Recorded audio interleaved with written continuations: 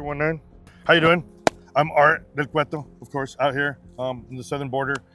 This is an area that's been notorious for years now with human smuggling and drug smuggling. What we see just south of us on this fence line is Nogales, Sonora, which is a part of Mexico. That fence was built prior to even the Trump administration, his first administration.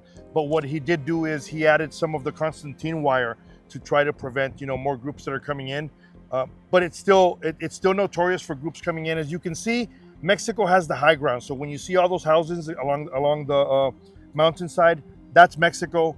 What you see there is individuals that will come out throughout the day as spotters. So they work for the cartels, they work for the different criminal organizations, and what they do is just that, spot. So they sit here and they spot how many agents are coming through the border at all times. Us being out here, it gives them a different presence, something that they're not used to. So you're going to see the spotters come out. You can see, and it's something simple because they'll pretend that they're doing day-to-day chores outside their home. They're actually spotting. They want to see what's going on. We're out here in a different vehicle. It's something that they're not used to seeing, they haven't seen. So what they'll do is they'll sit there and they'll communicate with each other, and they'll tell them, hey, something's different. It's not just Border Patrol agents out there. There's something out of the norm. And this is just something that continuously has been happening for years. It's hard to explain unless you see it, right? And like, you can have a career in law enforcement for a long time. You can be in law enforcement. I can be in law enforcement. These individuals, this is families that have been embedded with the drug business and the cartel and human smuggling generation after generation after generation.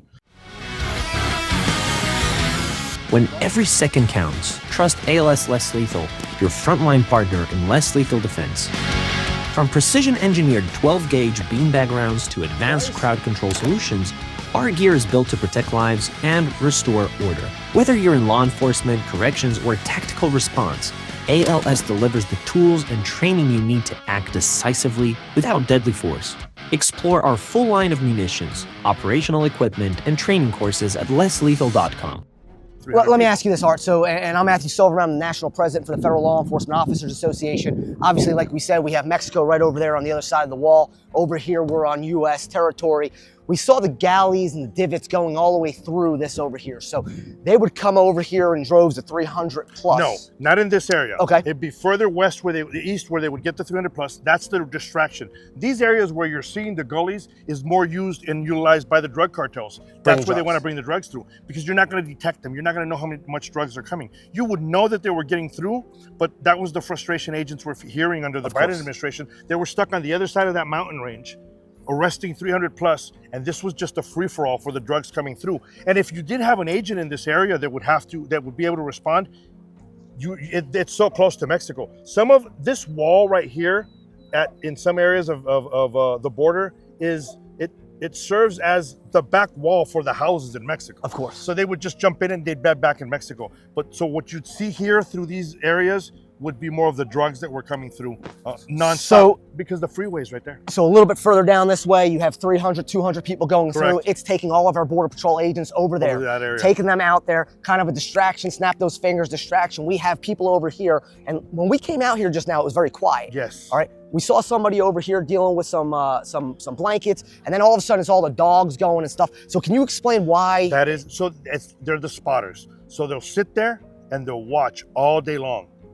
They want to know what kind of traffic is here, what's going on here. They're giving a signal to the rest of the drug smugglers saying there's something out of the norm. It's not just Border Patrol agents. There's a Border Patrol vehicle just over that side of the hill. There's one up there on top of the hill.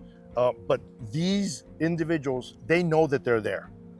When there's something extra going on, they want to tell their people something extra is going on. Well, and one last question just to touch base while we're over here before we get out. All right. So obviously, we can see how close we are to Mexico. I mean, Mexico's right over here. You can see that they do have a higher ground, like you did say. Any fear or anything of them taking some shots at our Border Patrol agents or our federal agents that are over here? So there's always that fear, right? They always have to be careful of that area, especially when you're seeing how notorious they are. Look, for years, we've been seeing drones come across into the U.S. getting intel, right? And the agents, were pretty much handcuffed, not being able to do anything about, the drones that were coming across. So I think the fear is there. This is the fear that I've always had, that you have some, reckless individual on the Mexican side that's either doped up, drunk, or something, under some type of influence that says, I'm going to take a shot at them. And I think that's the biggest fear. In this area, it's more of the spotters. They know, they have a routine, they know what they're bringing. The fear of taking a shot, I think, would be more into the outside areas where it's not so close to the city. Got it. Well, listen, I really appreciate you taking the time to come out here and explain some of this. Thank you for coming out here. I appreciate that. Thank you.